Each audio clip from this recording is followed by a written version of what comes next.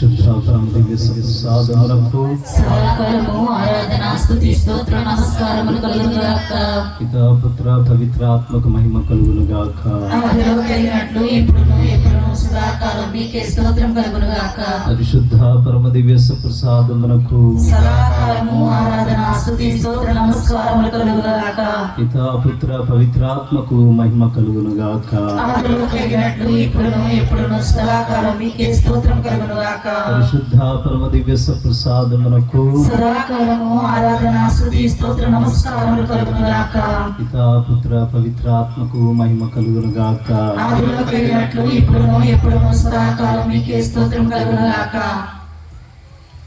Praise the Lord, praise the Lord, praise the Lord, praise the Lord, praise the Lord. Praise the Lord. తండ్రి వందనం, తండ్రి వందనం, తండ్రి స్తోత్రం, తండ్రి స్తోత్రం, యేసయ్యా వందనం, యేసయ్య వందనం, యేసయ్యా స్తోత్రం, యేసయ్య స్తోత్రం, పరిశుద్ధాత్మ దేవ వందనం, పరిశుద్ధాత్మ దేవ వందనం, పరిశుద్ధాత్మ దేవ స్తోత్రం, పరిశుద్ధాత్మ దేవ స్తోత్రం, విశ్వప్రసాద ప్రభువా వందనం, దివ్య ప్రసాద ప్రభువా వందనం, విశ్వప్రసాద ప్రభువా స్తోత్రం, దివ్య ప్రసాద ప్రభువా స్తోత్రం, పరమ వైద్యుడా వందనం, పరమ వైద్యుడా వందనం, పరమ వైద్యుడా స్తోత్రం, పరమ వైద్యుడా స్తోత్రం, నా జీవమా వందనం, నా జీవమా వందనం, నా జీవమా స్తోత్రం, మా జీవమా స్తోత్రం, శిలువనాథుడా వందనం, శిలువనాథుడా వందనం, శిలువనాథుడా స్తోత్రం, శిలువనాథుడా స్తోత్రం, పాప విమోచకుడా వందనం, పాప విమోచకుడా వందనం, పాప విమోచకుడా స్తోత్రం. పాప విమోచకుడా స్తోత్రం. Praise the Lord, praise the Lord, praise the Lord, praise the Lord, praise the Lord. Praise the Lord.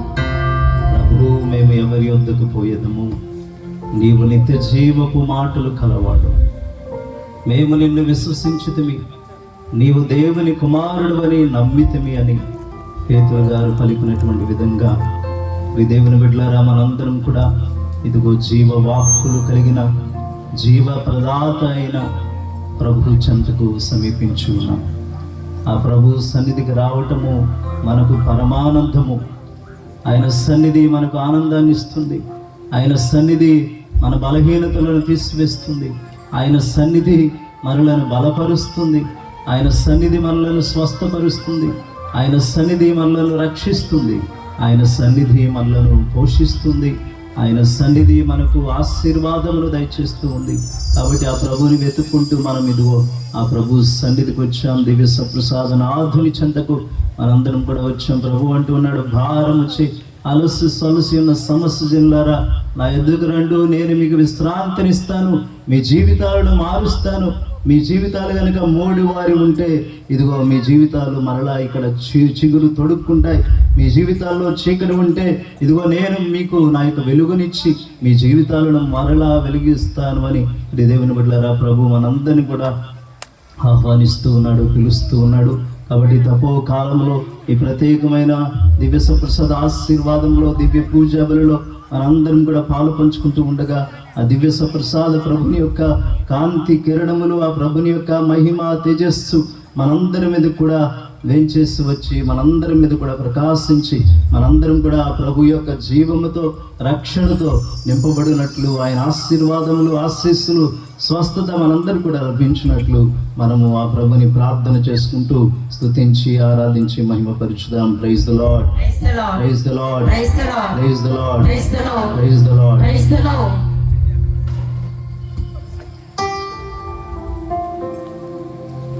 ఒక్క క్షణము నీ సన్నిధిలో ఉండిన చాలును దేవా, ఉండిన చాలును దేవా. ఒక్క క్షణము నీ సన్నిధిలో ఉండిన చాలును దేవా, ఉండిన చాలును దేవా. ఒక్క క్షణము నీ సన్నిధిలో ఉండిన చాలును దేవా, ఉండిన చాలును దేవా. ఒక్క క్షణము నీ సన్నిధిలో ఉండిన చాలును దేవా, ఉండిన చాలును దేవా.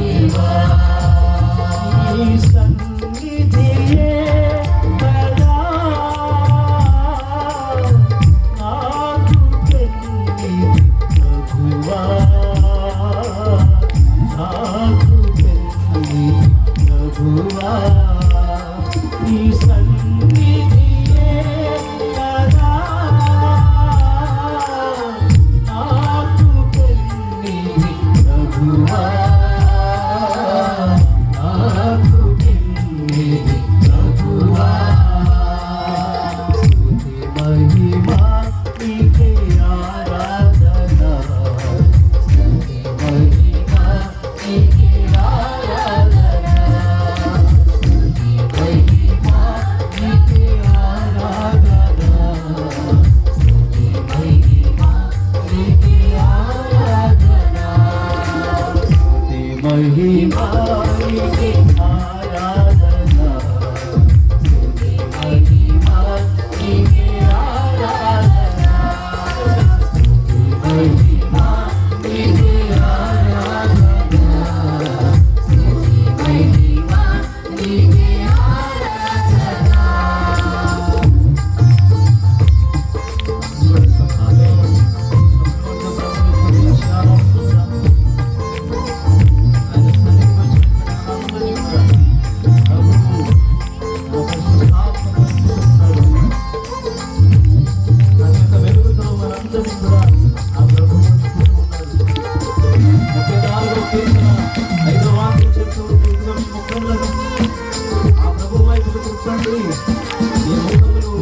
ఆయన వెలుగుతో ప్రకాశిస్తాయి. మోషే ప్రవక్త ఏ విధంగానైతే 40 రోజుల పాటు ప్రభు సన్నిధిలో గడిపినప్పుడు ఆయన ముఖము ప్రకాశించిందో అలాగే ఇదిగో దివ్య సంప్రదాల ప్రభుని సన్నిధిలో గడిపినప్పుడు ఆ మన ముఖాలు కూడా ఆయన కాపులో ప్రకాశిస్తాయి. మనలో ఉన్న పాపము పోతుంది, మనలో ఉన్నటువంటి చీకటి అంధకారం అనేటువంటి సమయంలో అందరూ కూడా ప్రభు యొక్క నిత్య జీవము వెలుగుతుంది. కాబట్టి ఆ ప్రభుని స్తుతించి ఆరాధిస్తూ ఆ ప్రభుని మహిమపరచుదాం.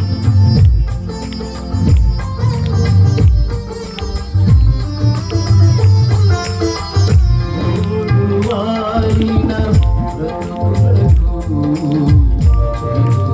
తోడుగును ఈ సన్నిధి. తోడువారిన బ్రతుకులకు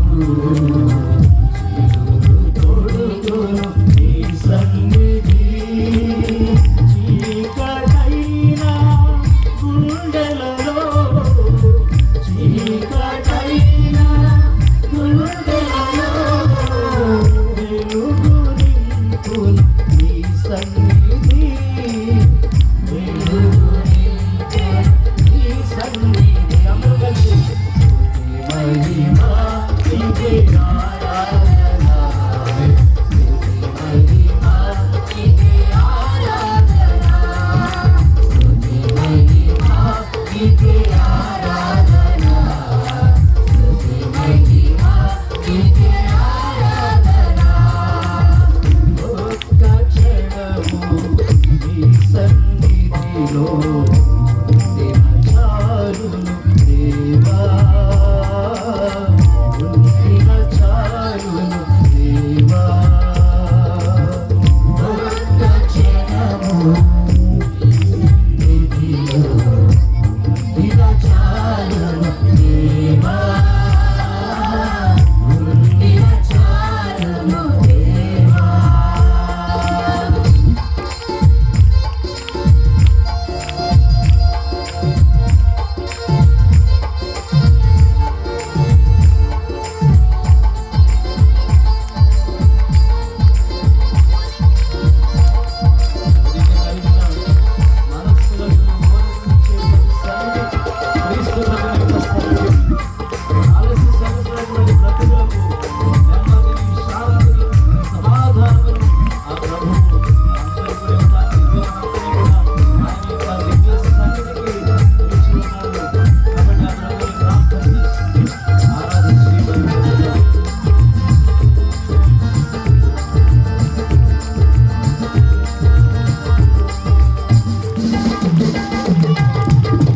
విరిగి నలిగిన మనసులకు ఊరట నీచును ఈ సన్నిధి.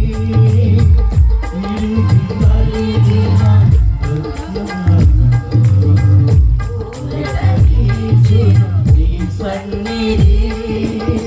అలసి సొలసిన బ్రతుకులకు అలసి సొలసిన బ్రతుకులకు నెమ్మది ఇచ్చును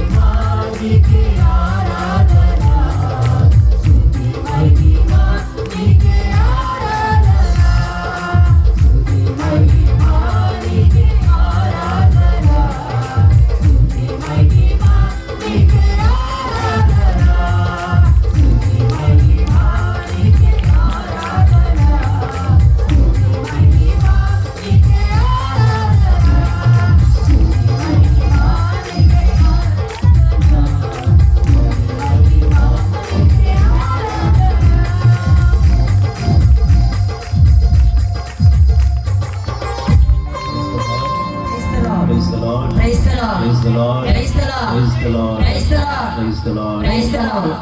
మేము కూడా మరొక పాట పాడుకుంటూ దివ్య ప్రసాద ప్రభుని అనుస్తుతించి ఆరాధించి ఆ తర్వాత ఆయన యొక్క వాక్యమును ఆలకించుదాం. స్తుతించేదము, ఘనపరచేదము, సత్ప్రసాదనాథుని ఆరాధించేదం. అందరూ లేచి నిలబడండి, కూర్చోవద్దు, లేచి నిలబడండి. దేవుడిని ఆరాధన చేద్దాం, కూర్చోవద్దు. స్తుతించేదము, ఘనపరచేదం, సత్ప్రసాదనాథుని ఆరాధించేదం. స్తుతించేదము, ఘనపరచేదం, సత్ప్రసాదనాథుని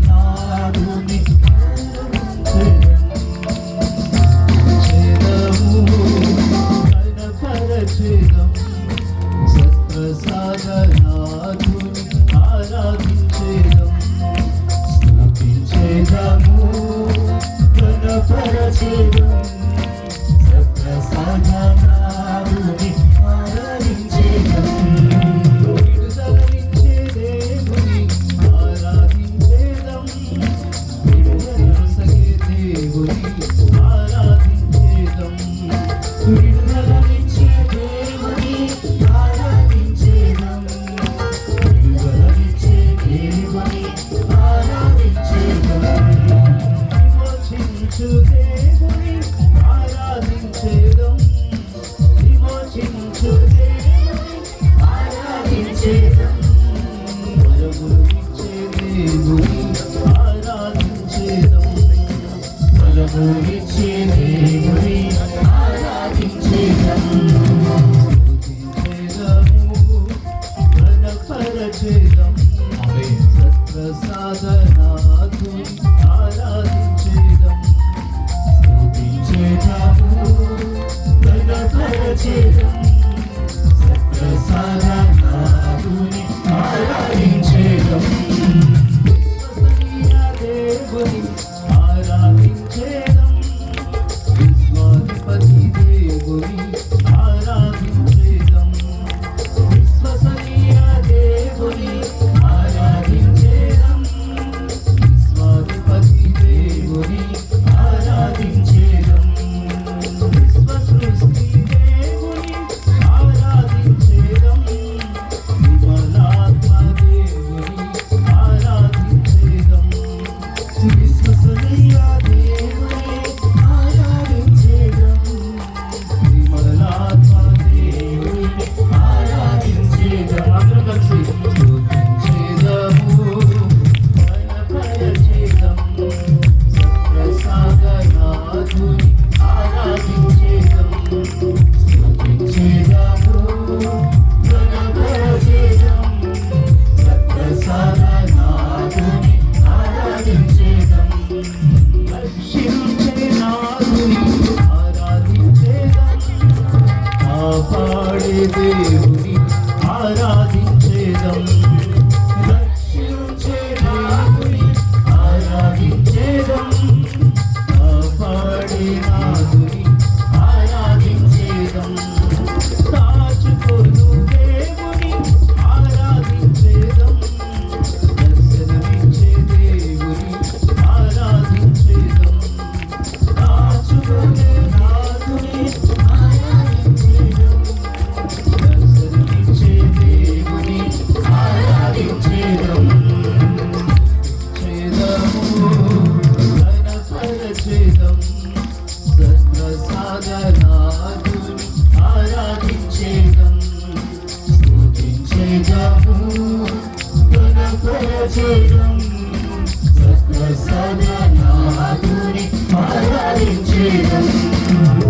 స్తుతించేదము, ఘనపరచేదం, సత్ప్రసాదనాథుని ఆరాధించేదం. స్తుతించేదము, ఘనపరచేదం, సత్ప్రసాదనాథుని ఆరాధించేదం.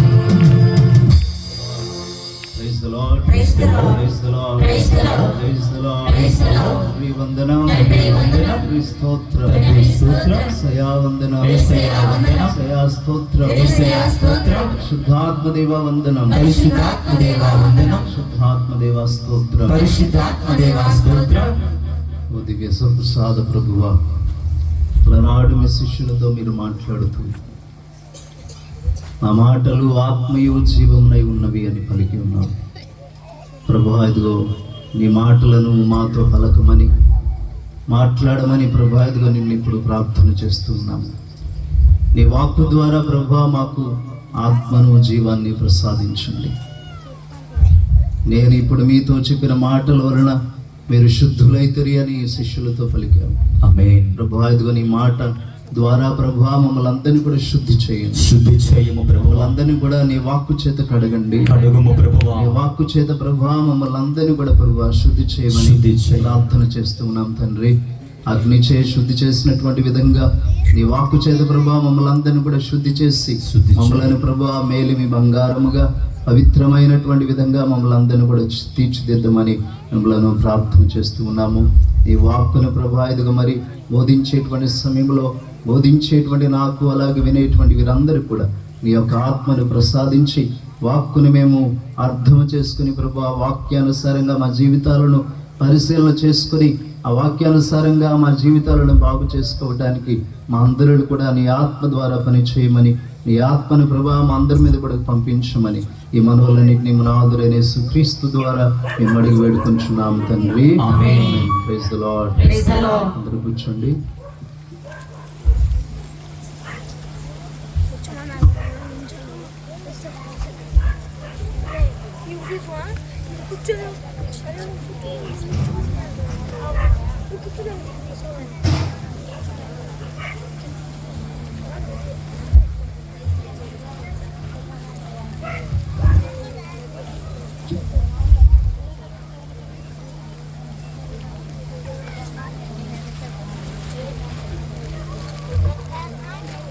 ఇరవైవ శతాబ్దపు ఆరంభంలో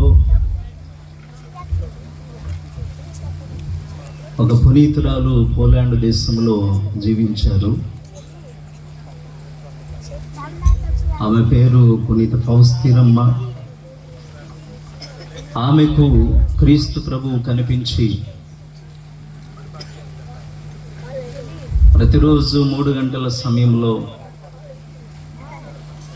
కరుణ జపమాలను జపించమని ఆ కరుణ జపమాల ప్రార్థనలను ప్రభు ఆమెకి ఇచ్చారు.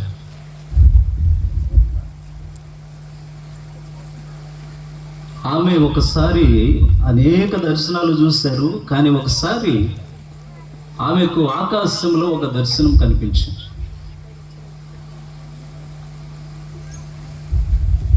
ఆకాశంలో ప్రభుని సిలువను చూసింది.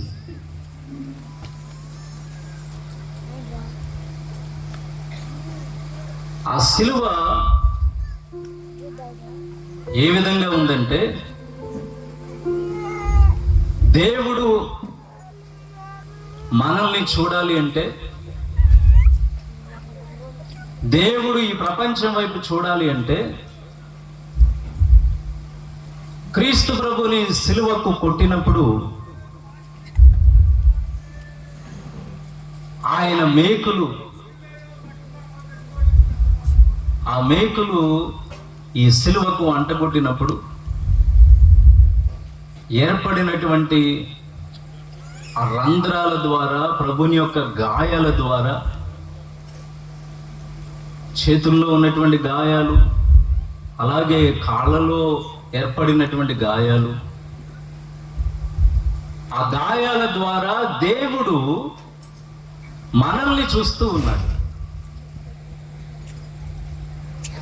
అంటే దేవునికి మానవాళికి మధ్య సిలువ వేయబడిన క్రీస్తు ప్రభు ఉన్నాడు. అలా పరుండబెట్టబడినటువంటి విధానములో ప్రభువు నింగికి నేలకు మధ్య, దేవునికి మానవులకు మధ్య ప్రభు వేలాడుతూ, దేవుడు మనల్ని చూడాలి అంటే ఆయన గాయాల ద్వారా చూసేటువంటి విధంగా ప్రభువు మనకు దేవునికి మధ్య ఉన్నాడు. మనము దేవుణ్ణి చూడాలంటే క్రీస్తు ద్వారా దేవుని చూడాలి. దేవుడు మనల్ని చూడాలి అంటే ఆ ప్రభు గాయాల ద్వారా మనల్ని చూడాలి. ఆయన గాయాల ద్వారా, ఆయన గాయాల గుండా దేవుడు మనల్ని చూడటం వలన దేవునికి మన మీద కరుణ పుడుతుంది. దేవుడు మన మీద దయ చూపిస్తూ ఉన్నాడు.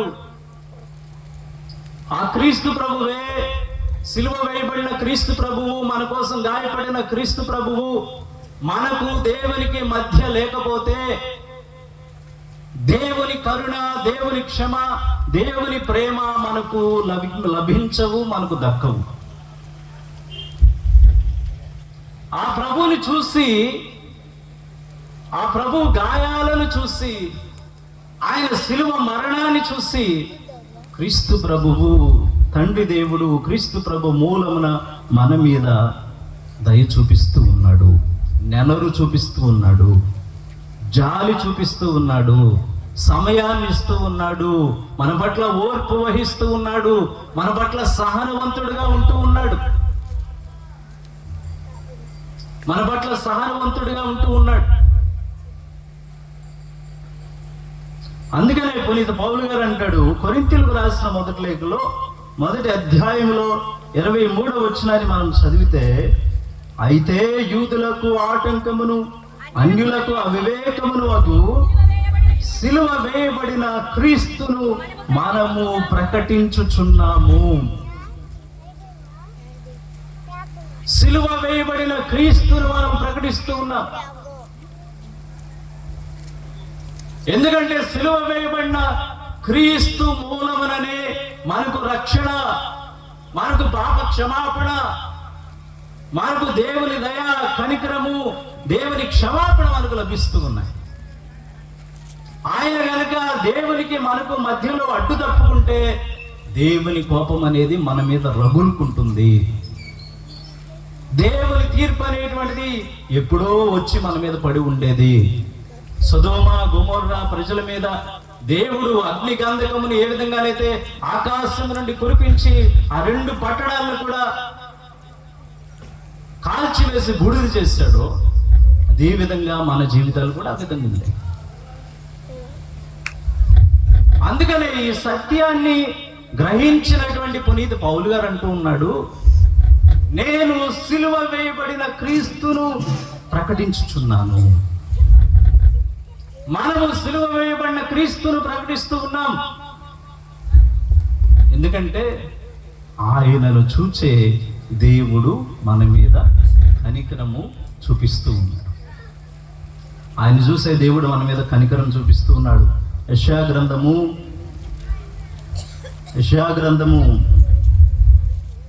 53వ అధ్యాయము, యెషయా గ్రంథము 53వ అధ్యాయము 11వ వచనం.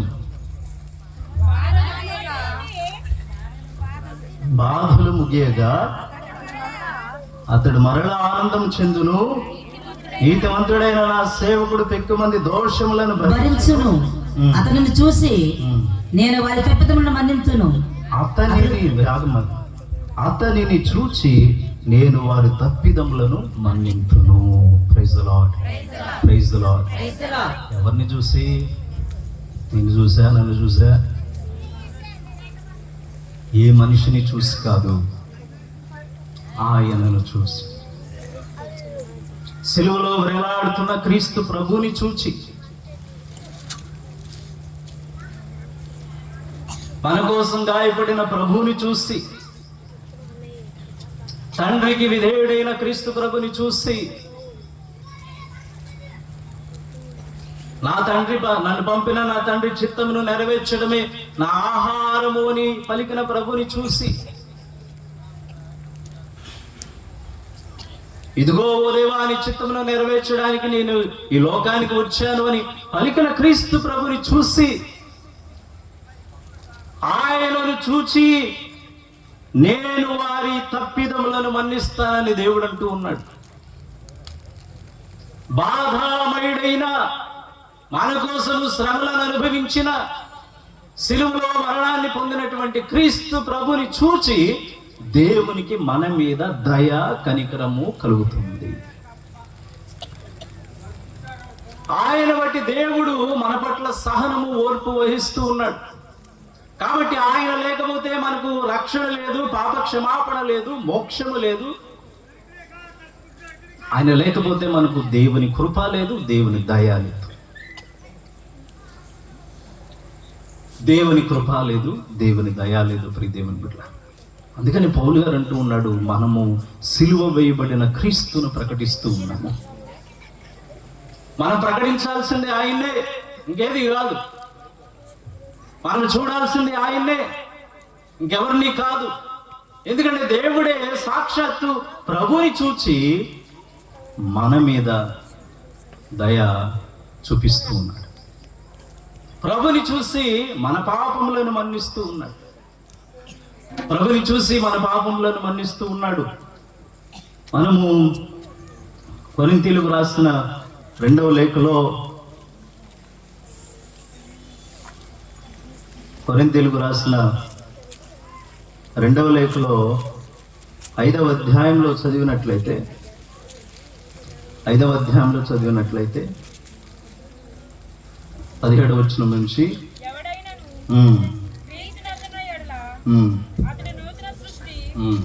పాత జీవితం గతించినది, కొత్త జీవితము ప్రారంభమైనది. ఇది అంతయు దేవుని వలనే జరిగినది. ఆయన క్రీస్తు ద్వారా మనలను తనతో సఖ్యపరచుకొని ఇతరులను కూడా ఆయనతో సఖ్యపరచు ప్రేషిత కార్యమును మాపై పెట్టెను. Praise the Lord. ఎవరి ద్వారా తండ్రి దేవుడు మనలను తనతో సఖ్యపరుచుకున్నాడు? క్రీస్తు ప్రభు ద్వారా. సిలువ వేయబడిన క్రీస్తు ప్రభు ద్వారా, సిలువలో మన కోసం మరణించిన క్రీస్తు ప్రభు ద్వారా దేవుడు మనలను తనతో సఖ్యపరుచుకుంటూ ఉన్నాడు. మనలను తనతో ఐక్యం చేసుకుంటూ ఉన్నాడు. మనలను తనతో సమాధానపరుచుకుంటూ ఉన్నాడు. ఎందుకంటే పాపము చేసి దేవుని నుండి విడిపోయినటువంటి మనము, దేవునికి కోపం రప్పించి దేవుని చేత ఏదేను తోట నుంచి బయటికి గెంటివేయబడినటువంటి మానవ జాతి, ఇదిగో ఆయన ద్వారా, క్రీస్తు ప్రభు ద్వారా దేవుడు అదే మానవ జాతిని తనతో సఖ్యపరుచుకుంటూ ఉన్నాడు, తనతో సమాధానపరుచుకుంటూ ఉన్నాడు. మనకు ఆయనకు మధ్య ఉన్నటువంటి పాపం అనేటువంటి గోడను ప్రభుని మరణం చేత కూల్చివేస్తూ మరలా మనలను ఆయనతో ఐక్యం చేసుకోవటం దేవుడు చేస్తూ ఉన్నాడు. ప్రియ దేవుని బిడ్డలారా, praise the Lord, praise the Lord, praise the Lord, praise the Lord, praise the Lord, praise the Lord, praise the Lord, praise the Lord. సిలువలో, ఆ సిలువలో, ఆ ఘోర కల్వరిలో కొలువల మధ్యలో వ్రేలాడిన యేసయ్యా, సిలువలో, ఆ సిలువలో, ఆ ఘోర కల్వరిలో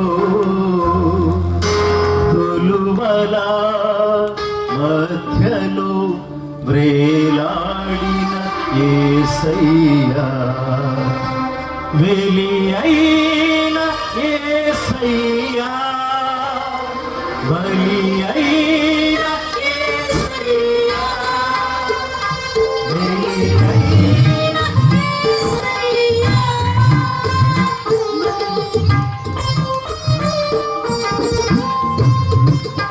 నిలువెల్ల కలిగితివా, నీరంతో అలసితివా, నిలువెల్ల కలిగితివా, అలిగితివా సిలువలో ఆ సిలువలో ఆలో కల్వరిలో గురువలా మధ్యలో వేలాడిన యేసయ్యా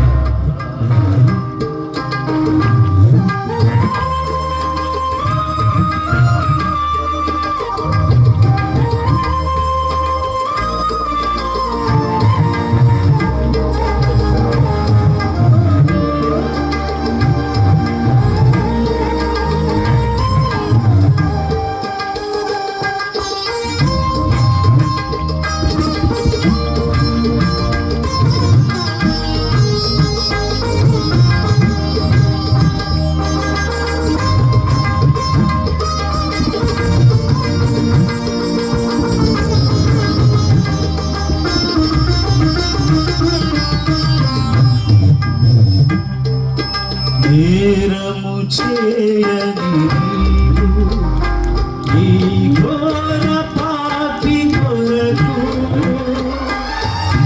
భారమైన సిలువ మోయలేక మోసావు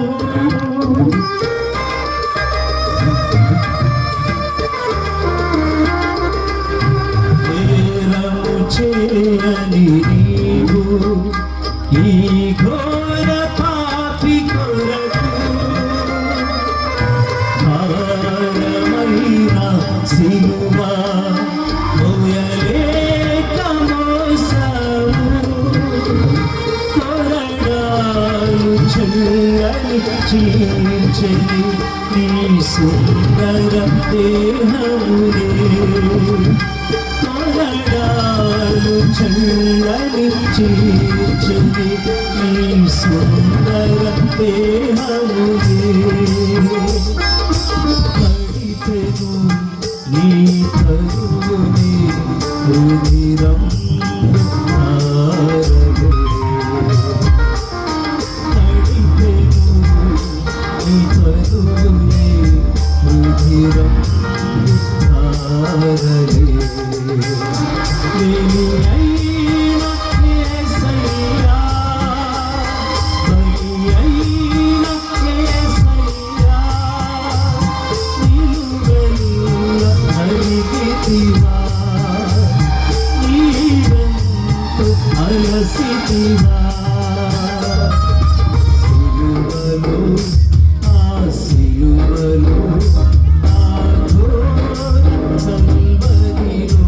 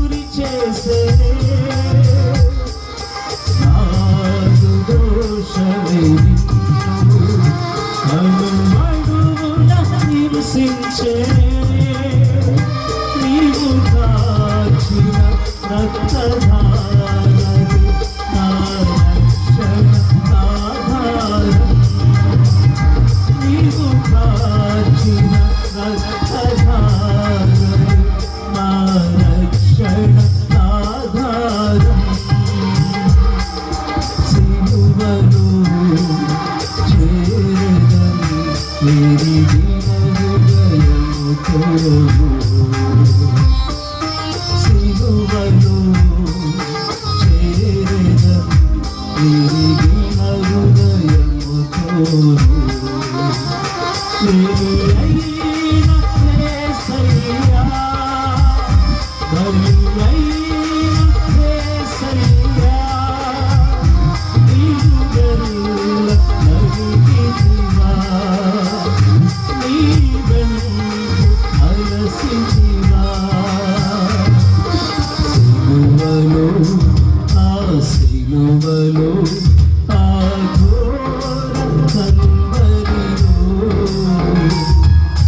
కొలువల మధ్యలో వేలాడిన యేసయ్యా, బలియైన యేసయ్యా, బలియైన యేసయ్యా, బలియైన యేసయ్యా, బలియైన యేసయ్యా, నీవు గరుల నలిగితివా, నీవెందు అలసితివా,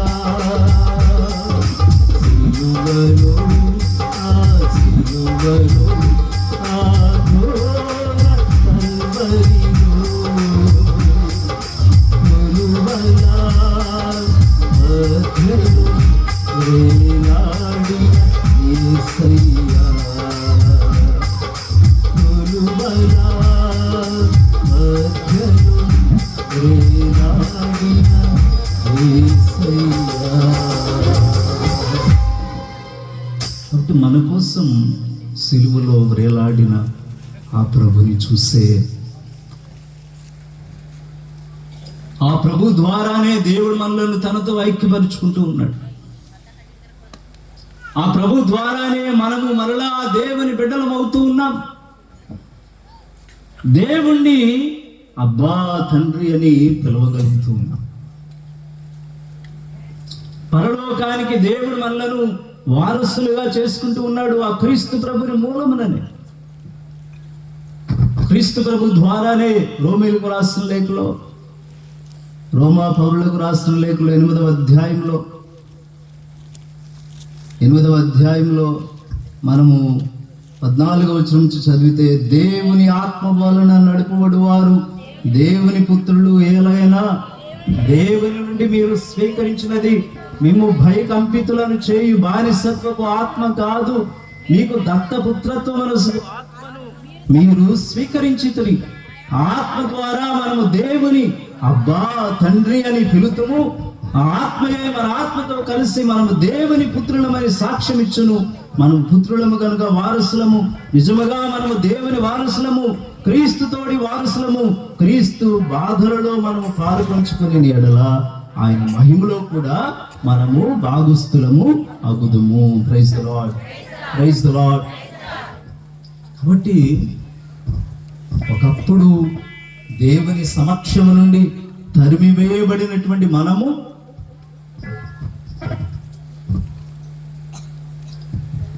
దేవుని బిడ్డలుగా ఉండటానికి అర్హతను కోల్పోయినటువంటి మనము క్రీస్తు ప్రభువు సిలువలో మరణించి తన ఆత్మను మనందరూ కూడా వసుకోవడం ద్వారా మరొక మారు ఆయన మూలమున ఆయన ద్వారా మనము దేవుని దత్తపుత్రులముగా పుత్రికలుగా చేసుకోబడ్డాం. కాబట్టి దేవుణ్ణి మనం ఈ రోజున తండ్రి అని పిలవగలుగుతూ ఉన్నాం. దేవుణ్ణి మనము అబ్బా అని పిలవగలుగుతూ ఉన్నాం. అందుకనే ప్రియ దేవుని బిడ్డలారా, పౌలు గారు గలతీయులకు రాసిన లేఖలో 6వ అధ్యాయంలో 14వ వచనం మనం చదివితే అక్కడ అంటాడు, యేసుక్రీస్తు సిలువ యందు మాత్రమే గొప్పగా చెప్పుకొందును.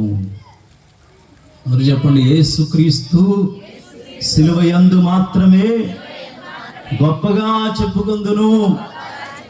యేసుక్రీస్తు సిలువ యందు మాత్రమే గొప్పగా చెప్పుకొందును. ఇప్పుడు పౌలు గారు అంటూ ఉన్నాడు, యేసుక్రీస్తు సిలువ యందు మాత్రమే నేను గొప్పగా చెప్పుకుందును, ఇంక దేని యందు కాదు. ఎందుకంటే ఆయన సిలువ మూలముననే నాకు ఈ లోకము, నేను ఈ లోకమునకు సిలువ వేయబడితిమి.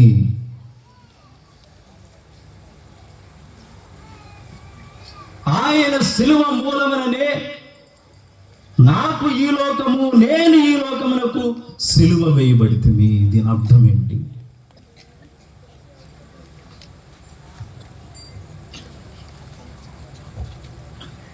అంటే ఈ లోకానికి నాకు ఇప్పటి వరకు కొనసాగినటువంటి బంధము తెగిపోయినది.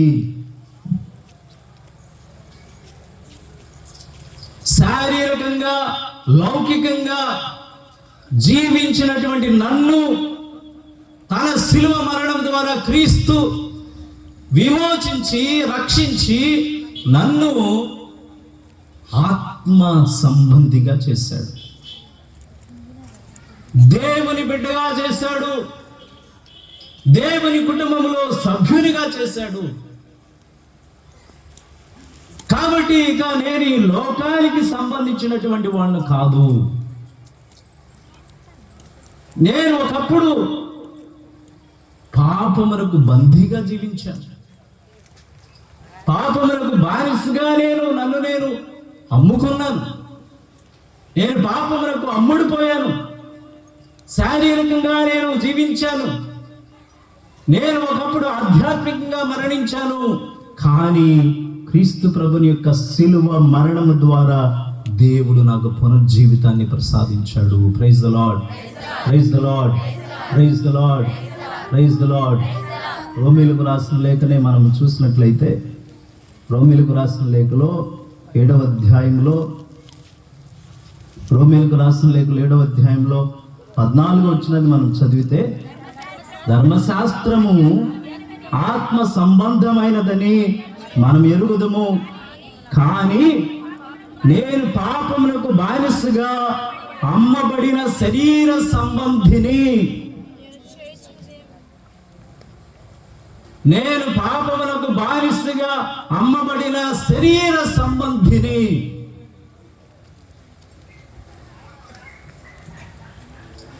అంటే ఇప్పటి వరకు నేను శరీరానుసారంగా జీవించాను, శరీరానుసారంగా జీవించి దేవుణ్ణి బాధ పెట్టాను, శరీరానుసారంగా జీవించి నేను మృతి చెందాను, మరణించాను. పాపము వలన వచ్చేటటువంటిది ఏంటిది? పాపం యొక్క వేతనము మరణం. పాపం యొక్క వేతనం మరణం. కాబట్టి శరీరానుసారంగా జీవిస్తూ దేవుణ్ణి బాధకు గురి చేస్తూ నేను మరణాన్ని కొని తెచ్చుకున్నాను. నేను పాపానికి బానిసగా నన్ను నేను అమ్ముకున్నాను, పాపానికి నేను బానిసగా నన్ను నేను అమ్ముకున్నాను. మనము యెషయా గ్రంథంలో చూసినట్లయితే దేవుడు పాత నిబంధనలో కూడా ఈ మాట అంటాడు. యెషయా గ్రంథంలో 50వ అధ్యాయంలో, యెషయా గ్రంథంలో 50వ అధ్యాయము మొదటి వాక్యాన్ని చదివితే ప్రభువు ఇట్లా అనుచున్నాడు, నేను మీ తల్లిని విడనాడినట్లు పరిత్యాగ పత్రిక ఏమైనా ఉన్నదా? నేను నా రుణదాతలకు ఎవరికైనాను మేము బానిసలుగా అమ్మివేసినా, మీ తప్పులకు గాను మీరే బానిసలుగా అమ్ముడిపోతుంది, మీ పాపములకు గాను నేను మీ తల్లిని విడనాడవలసి వచ్చినది అని ప్రభు అంటూ ఉన్నాడు. Praise the lord. మీ పాపములకు గాను మీరే బానిసలుగా అమ్ముడిపోతుంది.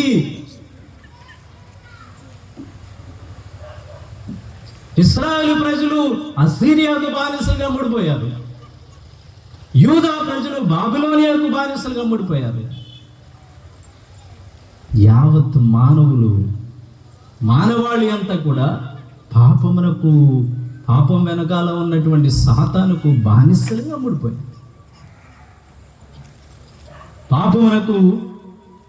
పాపం చేయించిన సాతానుకు బానిసలుగా అమ్ముడిపోయారు. యోహాను శుభవార్తలో మనం చదివితే 8వ అధ్యాయంలో, యోహాను శుభవార్త 8వ అధ్యాయంలో మనం చదివితే ప్రభు అంటాడు 34వ వచనంలో, అందుకు యేసు పాపము చేయు ప్రతివాడును పాపమునకు దాసుడు. Praise the Lord. పాపం చేసే ప్రతివాడు పాపానికి దాసుడు. కాబట్టి పౌలు గారు అంటూ ఉన్నాడు, నేను పాపమునకు అమ్ముడిపోయినటువంటి శరీర సంబంధిని. నేను పాపానికి అమ్ముడిపోయాను కాబట్టి పాపము నన్ను స్వాధీనపరుచుకొని, నన్ను తన సొత్తుగా చేసుకొని, నా శరీరంలో నివసిస్తూ, నేను మంచి చేయాలనుకున్నా చేయలేనటువంటి పరిస్థితి నా జీవితంలో ఏర్పడి, పాపము నాలో నివసిస్తూ పాప పరులే నాతో చేయించుకుంటూ నన్ను మరణానికి లాక్కొని పోతూ ఉంది, నన్ను నరకానికి లాక్కొని పోతూ ఉంది. చాలా మందిలో చాలా చాలా వ్యసనాలు ఉంటాయి. రకరకాలైనటువంటి పాపాలకు బానిసలై బ్రతుకుతూ ఉంటారు. దానిని వదిలిపెట్టాలన్నా సాధ్యం కాదు. ఎంత ప్రయత్నం చేసినా కొన్నిసార్లు గెలవగలుగుతారు, చాలాసార్లు మళ్ళీ పడిపోతుంటారు. ఎందుకంటే పాపానికి నీవు బానిసగా అమ్ముకున్నావు కాబట్టి, పాపము నీలో నివసిస్తూ నిన్ను తన స్వాధీనం చేసుకొని, సొత్తుగా చేసుకొని, నిన్ను ఉపయోగించుకుంటూ మరణానికి ఈడ్చుకుపోతూ ఉంది, నరకానికి ఈడ్చుకొని పోతూ ఉంది. కాబట్టి మరణం అనేటువంటి, పాపం అనేటువంటి, సాతాను అనేటువంటి శక్తి నుండి తప్పించుకోవడానికి నీ శక్తి చాలక నువ్వు ఆ పాపానికి జీవితకాలం అంతా కూడా బానిసం అయిపోయి నీ జీవితాన్ని పాడు చేసుకోవడం అనేటువంటి జరుగుతుంది. పౌలు గారికి కూడా అటువంటి పరిస్థితి దాపురించింది. కాబట్టి ఆయన ఏమంటాడు, 24వ వచనం చూడండి, అదే అధ్యాయంలో, రోమీలకు రాసిన 7వ అధ్యాయం 24వ వచనము, నేను ఎంత దౌర్భాగ్యుడను, నన్ను మరణమునకు లాగుకొని పోవుచున్న ఈ శరీరము నుండి నన్ను విమోచించువారు ఎవరు? మన ప్రభువు యేసుక్రీస్తు ద్వారా దేవునకు కృతజ్ఞతలు. Praise the lord.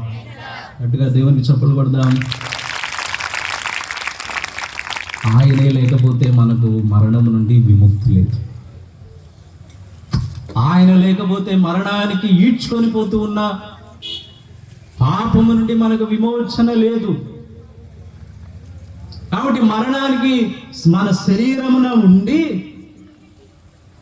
మరణానికి లాక్కొని పోతూ ఉన్నటువంటి ఈ పాపము నుండి విమోచించేటువంటి వాడు క్రీస్తు ప్రభువే. అందుకనే పౌలు గారు ఏమంటూ ఉన్నాడు, మనం చదువుకున్న విధంగా గలతీయులకు రాసిన లేఖలో 6వ అధ్యాయంలో 14వ వచనంలో చదువుకున్న విధంగా, యేసుక్రీస్తు సిలువ యందు మాత్రమే గొప్పగా చెప్పుకుందును, ఇంకా దేని యందు కాదు, ఇంకా దేని యందు కాదు.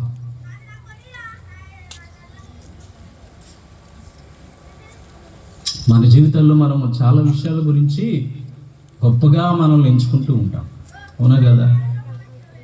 కొందరు ఇంటి పేరునే గొప్పగా ఎంచుకుంటూ ఉంటారు, లేదా కొంతమంది ఊరి పేరుని గొప్పగా చెప్పుకుంటారు, కొంతమంది వాళ్ళు చేసే ఉద్యోగం గురించి గొప్పగా చెప్పుకుంటారు, కొంతమంది వాళ్ళకున్న ఆస్తిపాస్తుల గురించి గొప్పగా చెప్పుకుంటారు, కొంతమంది జీవితంలో సాధించిన దాని గురించి గొప్పగా చెప్పుకుంటారు. ఇలా ఒక్కొక్కరు ఒక్కొక్క విధంగా తమ గురించి తాము గొప్పగా చెప్పుకుంటారు. కానీ పౌలు గారు దేవుని వాక్యం మనకు చెప్తున్నటువంటి సత్యము, వాస్తవం ఏంటంటే, ఇవేమి మనల్ని రక్షించలేవు, ఇవేమి మనల్ని పాపము నుండి కాపాడలేవు, ఇవేమి మనల్ని దేవుని దగ్గరికి తీసుకుపోలేవు, ఇవేమి మనకు పరలోకాన్ని ఇవ్వలేవు, ఇవేమి మనకు పరలోకాన్ని ఇవ్వలేవు. పరలోకాన్ని ఇచ్చేది ప్రభు ఒక్కడే. అందుకనే సిలువ యందు మాత్రమే క్రీస్తు, సిలువ యందు మాత్రమే, సిలువ వేయబడిన క్రీస్తు ప్రభునందు మాత్రమే నేను గొప్పగా చెప్పుకొందును అని పౌలు గారు అంటున్నాడు. ఎందుకంటే ఆయన సిలువ నుండి నాకు విమోచన వచ్చింది, ఆయన సిలువ మూలముననే నాకు రక్షణ వచ్చింది, ఆయన సిలువ మూలముననే నేను శరీరము నుండి విమోచించబడ్డాను, శారీరక వాంఛల నుండి నేను రక్షించబడ్డాను. మరణానికి నన్ను ఈడ్చుకొని పోతూ ఉన్నటువంటి శారీరక వాంఛల నుండి, పాపపు శక్తుల నుండి, నరక శక్తుల నుండి, సాతాను శక్తుల నుండి విమోచించబడింది ఆయన సిలువ ద్వారా మాత్రమే. ఆయన సిలువ మరణము ద్వారా మాత్రమే. Praise the Lord, praise the Lord, praise the Lord. కొరింథీయులకు రాసిన మొదటి లేఖలో 6వ అధ్యాయంలో 19-20 వచనాలు, మీ శరీరము మీ యందు వసించు పవిత్రాత్మకు ఆలయమని మీకు తెలియదా? ఆత్మ దేవునిచే వసగబడినది కాదా? మీరు మీకు చెందిన వారు కారు, ఏలైనా ఆయన వెలనిచ్చి మిమ్ము కొనెను కనుక మీ దేహముతో దేవుని మహిమ పరుపుడు. Praise the Lord, praise the Lord, praise the Lord. ఆయన వెలనిచ్చి మనల్ని కొన్నాడు. ఎక్కడి నుంచి? పాపపు బానిసత్వము నుండి, సాతాను యొక్క బానిసత్వము నుండి, చెర నుండి. మనము పాపానికి ఖైదీలుగా, సాతానికి ఖైదీలుగా జీవిస్తుంటే ఆ ప్రభువు వచ్చి తన రక్తాన్ని వెలగా పెట్టి, తనే క్రయధనంగా మారి, తన అమూల్యమైనటువంటి రక్తముతో ప్రభు మనల్ని విడిపించాడు. తన అమూల్యమైన రక్తంతో ప్రభు మనలను విమోచించాడు. మరొక వాక్యాన్ని మనం చదివితే పేతురు గారు రాసిన లేఖలో, పేతురు గారు రాసిన మొదటి లేఖలు మనం చదివినట్లయితే మొదటి అధ్యాయంలో, మొదటి లేఖ 1వ అధ్యాయం 18వ వచనం, ఎలయనా మీ పూర్వుల నుండి మీకు లభించిన నిరుపయోగమగు జీవితము నుండి మీకు విముక్తి లభింపచేయుటకు ఏమి అర్పింపబడినో మీకు తెలియను. అది కాలక్రమమున తమ విలువను కోల్పోవు వెండి బంగారముల వంటిది కాదు, నిష్కళంకమైన గొర్రెపిల్ల వంటి అమూల్యమగు క్రీస్తు రక్తము చేత మీరు విముక్తి కావింపబడితే. Praise the Lord, praise the Lord. అంటే మనల్ని విముక్తి చేయటానికి ఆయన తన రక్తాన్ని చిందించాడు. మనలను తండ్రితో ఐక్యం చేయడానికి ఆయన తన ప్రాణమును వెలగా పెట్టాడు. ఆయన తన ప్రాణమును వెలగా పెట్టాడు. మనకు రావాల్సిన శిక్షను ఆయన అనుభవించాడు. మన మీదకి రావాల్సిన శాపమును ఆయన తన మీద వేసుకున్నాడు. మన పాపమును ఆయన మోసాడు. ఆ విధంగా మన పాపము నుండి, శాపము నుండి, శిక్ష నుండి ప్రభు మనలను విమోచించి, దేవుని బిడ్డలారా, మనలను పరలోకానికి యోగ్యులనుగా చేశాడు. Praise the Lord, praise the Lord, praise the Lord. తండ్రితో ఐక్యము చేయగను నీ ప్రాణము వెలగా పెట్టితివి. తండ్రితో ఐక్యము చేయగను నీ ప్రాణము వెలగా పెట్టితివి. జీవించినా మరణించినా నీ కొరకే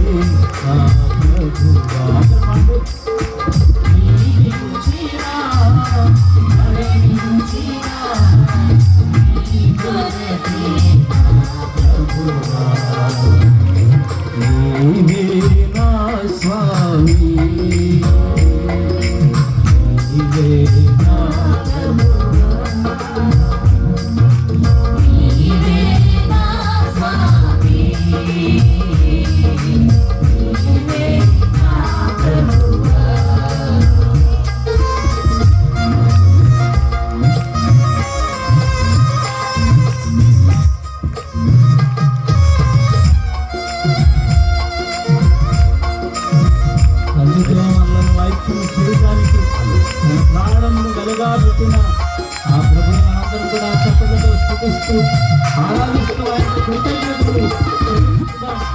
అన్యాయులను రక్షించడానికి, అన్యాయులని ప్రాణాన్ని నిలబెట్టడానికి, సిలువలో నా కోసం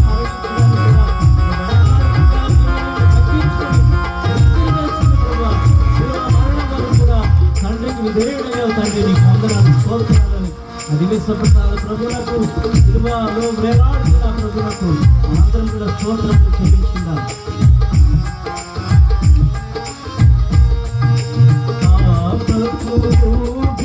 పడిపోకుండా నీ చేయి చాచిన రక్షించితివే.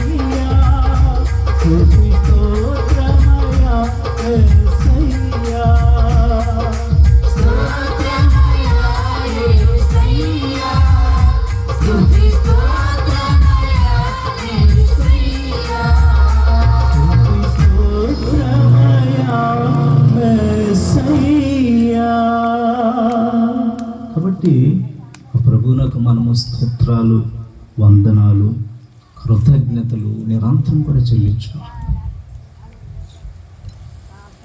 ఆయన రుణమును మనం ఎప్పుడు కూడా తీర్చుకోలేము. ఆయన మనకు తన ప్రాణాన్నే వెలగబెట్టి తన రక్తమును మన కోసము సిలువలో కాచి తను కోల్పోయి మనందరికీ కూడా జీవాన్ని ప్రసాదిస్తూ ఉన్నాడు ఆ ప్రభు. కాబట్టి సిలువలో వేలాడుతున్నటువంటి ఆ ప్రభునందే నేను గొప్పగా చెప్పుకుంటానని పునీత పౌలు గారు పదే పదే పదే చెప్తాను. ఆ ప్రభు సిలువ యందే మనం గొప్పగా చెప్పుకోవాలి.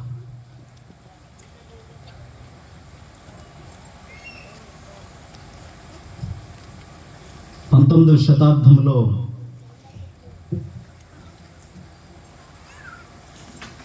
ఒక మఠం, అసీసీపుర ఫ్రాన్సిస్ సభ గారి యొక్క సభ మఠం ఒకటి ఉంది. అసీసీపుర పునీత ఫ్రాన్సిస్ పునీతుల యొక్క సభ మఠం స్పెయిన్ దేశంలో ఒకటి ఉండేది. అక్కడ కొంతమంది గురువులు, పునీత అసీసీపుర ఫ్రాన్సిస్ గారి సభకు చెందిన గురువులు అక్కడ పనిచేస్తూ ఉన్నారు. ఆ ఊరిలో, ఒక ఊరిలో ఒక రోజున ఆ గురువుల్లో ఒక గురువు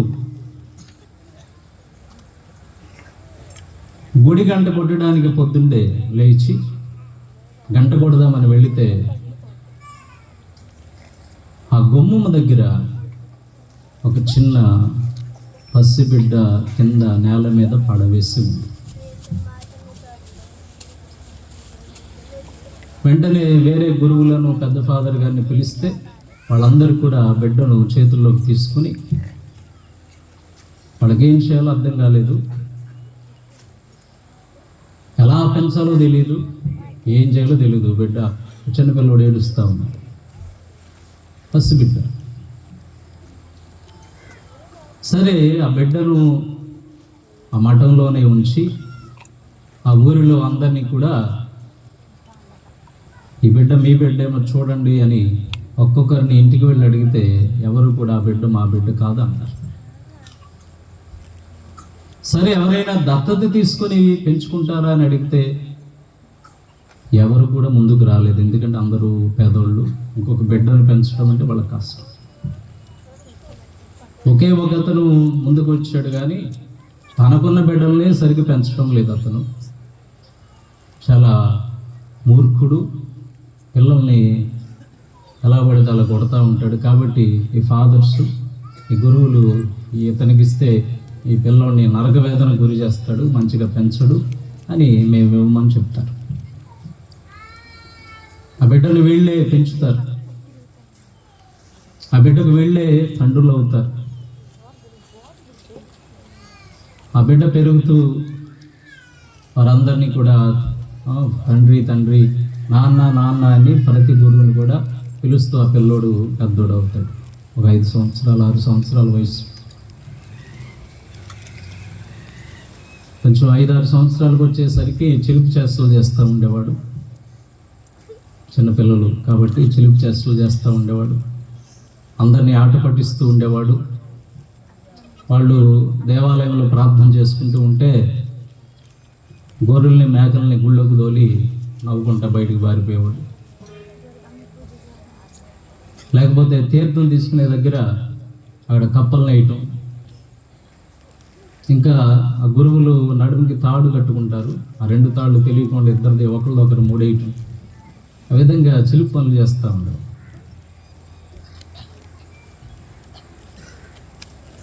ఆ గురువులు ఆ పిల్లోడితో ఎక్కడన్నా తిరుగు, ఎక్కడన్నా ఆడుకో, కానీ పైన ఒక గది ఉంది, ఆ గదిలోకి మాత్రం వెళ్ళకూడదు.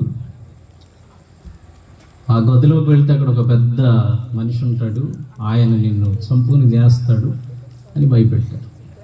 అంటే అలా అంటే పైకి వెళ్ళకుండా ఉంటాడని. అయితే ఈ బొడ్డోడికి ఏంటంటే పైకి ఏముంది వెళ్ళి చూడాలి, ఏముందో. పిల్లలంతే కదా, చేయొద్దన్న పని చేస్తూ ఉంటారు. వాళ్ళకి తెలుసుకోవాలి ఏముంది, కొత్త విషయాలు తెలుసుకోవాలనేటువంటి ఆరాటం తపన పిల్లల్లో ఉంటుంది. అయితే పైకి వెళ్ళటానికి అవకాశం ఏ రోజు రావట్లే, ఎందుకంటే ఎప్పుడు చూసినా ఎవరో ఫాదర్ ఇంట్లో ఉండేవాళ్ళు పని చేసుకుంటా, కాబట్టి వాళ్ళ కంటపడితే ఊరుకోరు, కాబట్టి పైకి వెళ్ళటానికి అవకాశం దొరకలేదు. సరే ఒకరోజు అందరూ గార్డెన్లో బయట పనిచేస్తున్నారు, ఇదే అనువైన సమయం అనుకుని చెప్పులు తీసేసి మళ్ళీ చెప్పులు వేసుకుంటే సౌండ్ వస్తుందని ఒక్కొక్క మెట్టు, చెక్కతో చేయబడిన మెట్లు అన్నమాట, పాతకాలపు మెట్లు, ఒక్కొక్క మెట్టు ఎక్కుకుంటూ తలుపు తోసాడు, లోపలికి వెళ్ళాడు. లోపలికి వెళ్ళి చూస్తే మొత్తం చీకటిగా ఉంది, అన్నీ కూడా పాత పాత పనిముట్లు ఉన్నాయి, వ్యవసాయానికి ఉపయోగించే పనిముట్లు, పనికిరాని పనిముట్లన్నీ ఆ గదిలో ఉన్నాయి. సరే ఇంకా చూస్తే ఆ గది దాటితే ఇంకొక గది కూడా ఉంది, ఇంకో తలుపు. సరే ఆ తలుపులు కూడా తోసుకుని లోపలికి వెళ్ళాడు. లోపలికి వెళ్తే ఆ గది కూడా చీకటిగా ఉంది, పైన ఎక్కడో ఒక కిటికీ ఉంది. ఆ కిటికీది కొంచెం తెరవబడి ఉంది కాబట్టి కొంచెం వెలుతురు వస్తుంది. ఆ వెలుతురు అక్కడ సిలువ స్వరూపం, పెద్ద సిలువ స్వరూపం ఉంది. సిలువలో ఉన్న ప్రభు మీద వెలుగు పడినటువంటి విధంగా పడుతూ ఉంది. ఒక్కసారిగా సిలువ వంక చూసి శిలువలో ఉన్న ఆ శిలువ స్వరూపాన్ని చూసి ఉలిక్కిపడి భయపడి కిందకి పరిగెత్తుకుంటూ పారిపోయి ఒక్కడే బయట పొలంలో కూర్చుని ఎందుకని అంత నీరసంగా ఉన్నాడు శిలువ మీద? ఆయనలో అసలు ఏమి చలనం లేదు, తల అలా కిందకు పడి ఉంది, కదలటం లేదు, చేతులు అలా చాచి సిలువలో ఉన్నాడు. ఒకవేళ ఆయన భోజనం చేసి చాలా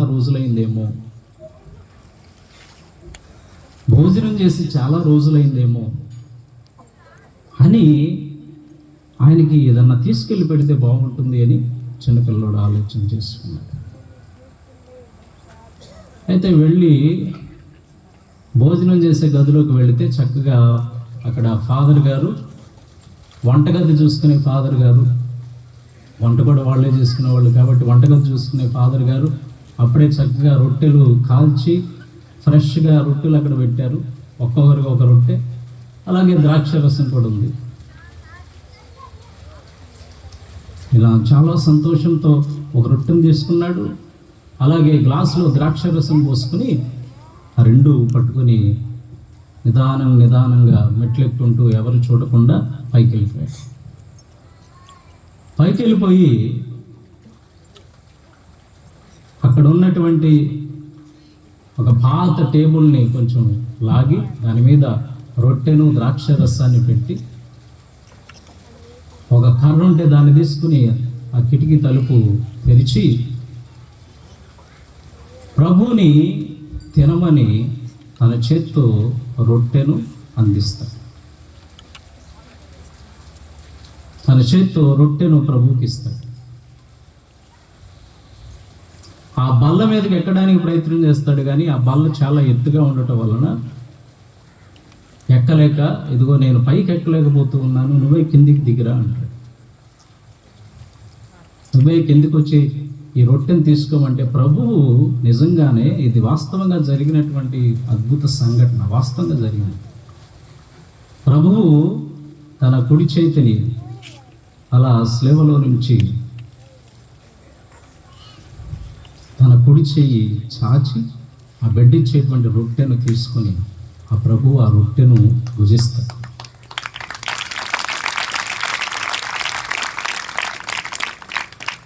అలాగే ద్రాక్షరసాన్ని ప్రభువు త్రాగుతాడు. ఇక ఈ చిన్నపిల్లోడికి ఆనందానికి అవధులు లేవు. మళ్ళీ నేను రేపు తీసుకొస్తాను అని వెళ్తాడు. అలా రోజులు సాగుతూ ఉన్నాయి. అయితే వంటగది చూసుకునే బ్రదర్ గారికి అనుమానం వచ్చింది. ఫాదర్ గారు రోజు ఒక రొట్టె మిస్ అవుతుంది. ఆయన ఏం చేశాడు, ఆయన రొట్టెలన్నీ కూడా ఈ చిన్నపిల్లోడే చేస్తున్నాడని ఊహించుకొని ఆ రొట్టెలన్నీ పిల్లోడికి అందకుండా ఎత్తులో పెడతాడు బీరువా పైన.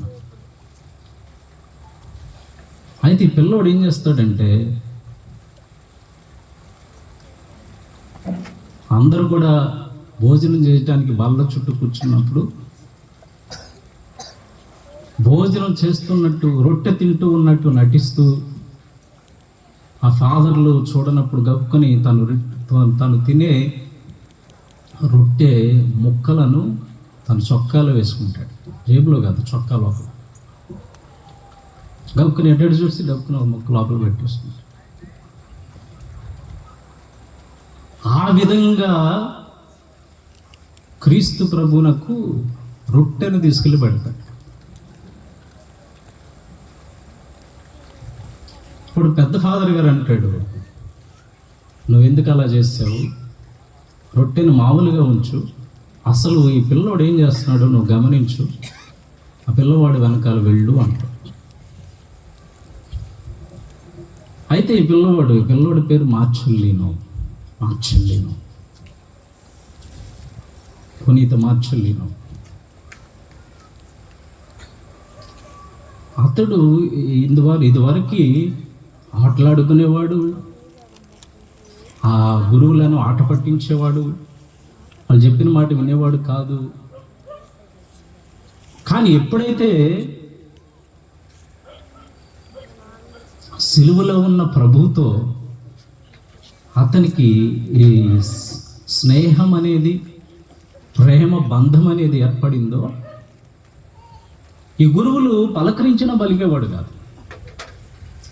ఆటలు ఆడుకోమని ఆట బొమ్మలు ఇచ్చిన అక్కడ పడేసి వెళ్ళిపోయేవాడు. ఇదివరకు చేసిన చిలిపి పనులు ఏవి చేసేవాడు కాదు. ఏ ఫాదర్ పలకరించినా పలికేవాడు కాదు. దేని మీద అతనికి ఆసక్తి ఉండేది కాదు. ఆయన ధ్యాస అంతా కూడా ఆ ప్రభు గురించే ఉండేది. ఆయనకి రొట్టెని ఎలా తీసుకెళ్ళాలి, ద్రాక్షరసాన్ని ఎలా తీసుకెళ్ళాలి, ఆయన ఆకలిని నేను ఎలా తెచ్చాను.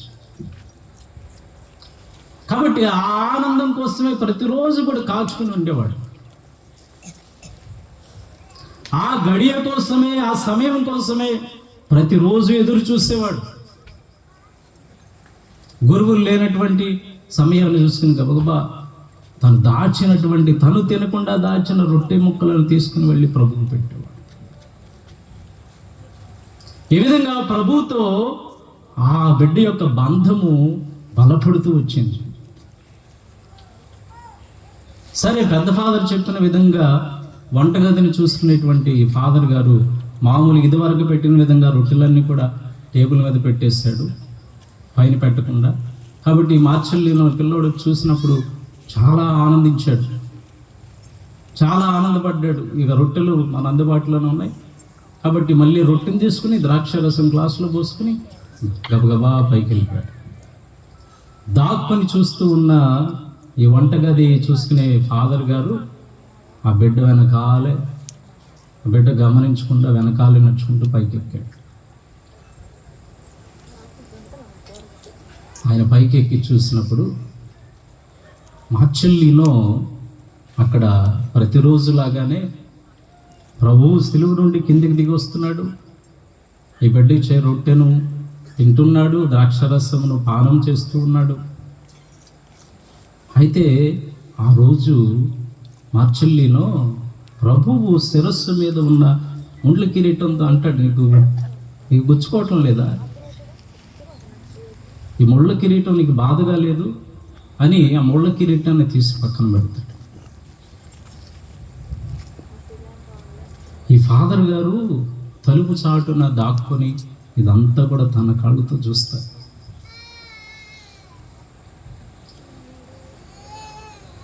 క్రీస్తు ప్రభువు బిడ్డను అడుగుతాడు, నువ్వు నాకు ప్రతిరోజు నన్ను చూడటానికి వస్తున్నావు, ప్రతిరోజు నా ఆకలిని తీర్చడానికి రొట్టెను ద్రాక్షరసాన్ని తీసుకొస్తున్నావు, నువ్వు తినకుండా కూడా ఆ రొట్టెను దాచిపెట్టి నా కోసం తీసుకొస్తున్నావు. కాబట్టి నీకేం కావాలి, నీకేం కావాలి, నువ్వేదన్నా కోరుకో అని ప్రభు అన్నప్పుడు ఆ పిల్లోడు అడుగుతాడు, నాకు మా అమ్మని చూడాలని అంటాడు.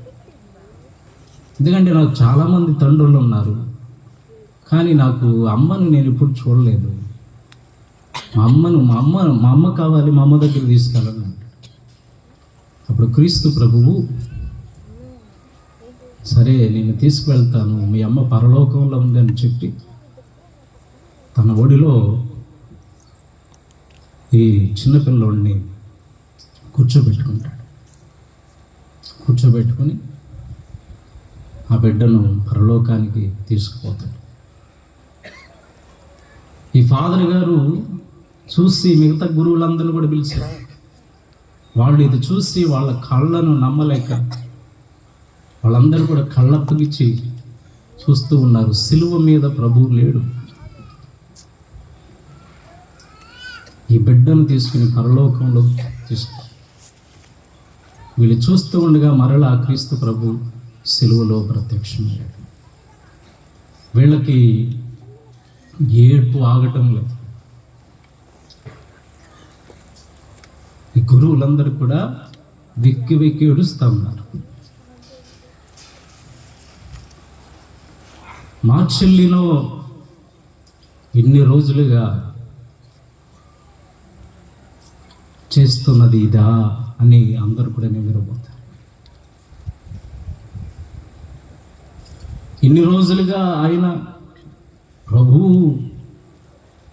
ప్రభుతో సమయాన్ని గడపడానికి ప్రభు కోసమా ఈ బిడ్డ ప్రతిరోజు వస్తూ ఉన్నది అని వాళ్ళందరూ కూడా నివ్వెరపోతారు. ఊరంతా కూడా కథలు వస్తుంది, ఊరంతా కూడా మారుతుంది, పశ్చాత్తపడతారు, ఊరంతా కూడా పరివర్తన చెందుతారు,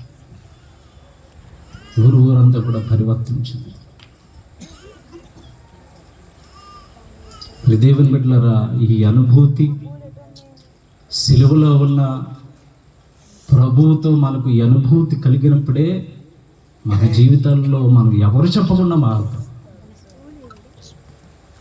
మనకు ఓకు ప్రసంగాలు అవసరం లేదు, ఓకు చెప్పాల్సిన అవసరం లేదు.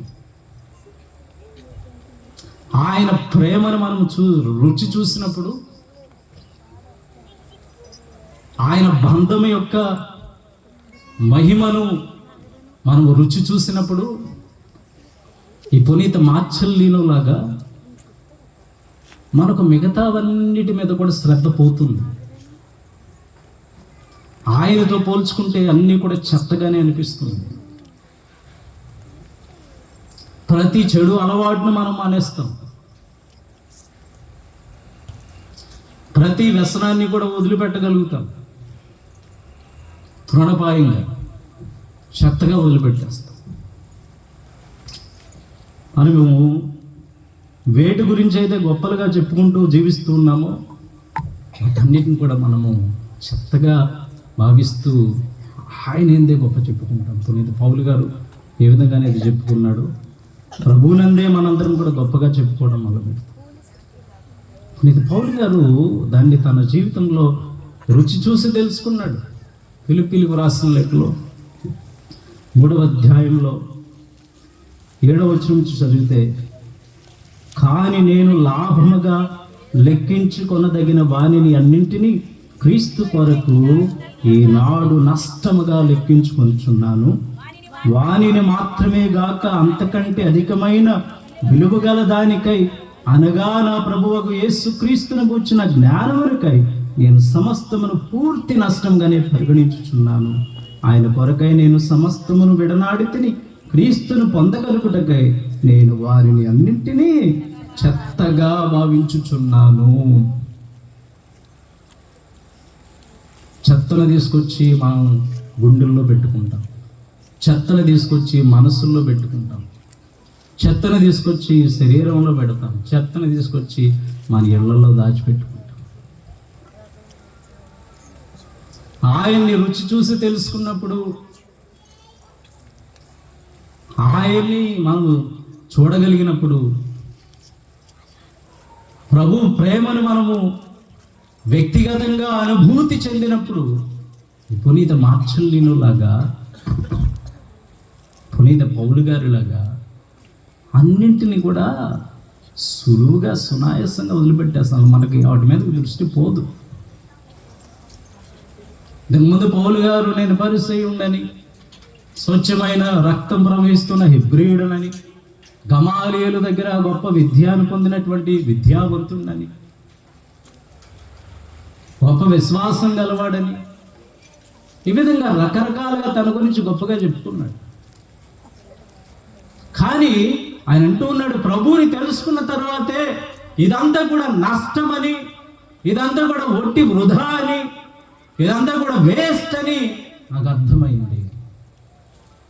కాబట్టి ఆయన ఇంకా తెలుసుకోవడానికి, ఆయన కోసమై నేను సమస్తమును పూర్తి నష్టంగా ఒట్టి చెత్తగా నేను విడిచిపెట్టేశాను అని ప్రభు పునీత పౌలు గారు అంటాడు.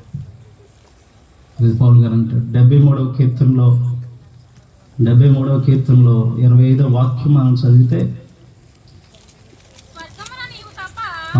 స్వర్గమున నీవు తప్ప నాకు ఇంకెవరున్నారు, ఈ భూమి మీద నీవు తప్ప మరి ఏమీ నేను కోరుకొనను. Praise the Lord, praise the Lord. నిజంగా ఆయన్ని అనుభూతి చెందిన వాళ్ళు ఈ మాటలు చెప్తారు. ఆకాశంలో నాకు నువ్వు తప్ప ఎవరున్నారు, అలాగే ఈ భూమి మీద నువ్వు తప్ప నాకెవరున్నారు. నీవు తప్ప నాకు ఏది రుచించదు, నీవు తప్ప నేను దేనిని కోరుకోను, నీవు తప్ప నేను దేనిని కోరుకోను, నాకేది అవసరం లేదు. ఆయనతో ఏది కూడా సరిరాదు, ఆయనతో ఏది కూడా సాటి రాదు. కాబట్టి మనందరం కూడా ఏంటంటే గొప్ప అదృష్టవంతులము. ఆ ప్రభుని దేవుడిగా మనం పొందుతాం. గట్టిగా ప్రభుకి చప్పట్లు కొడదాం.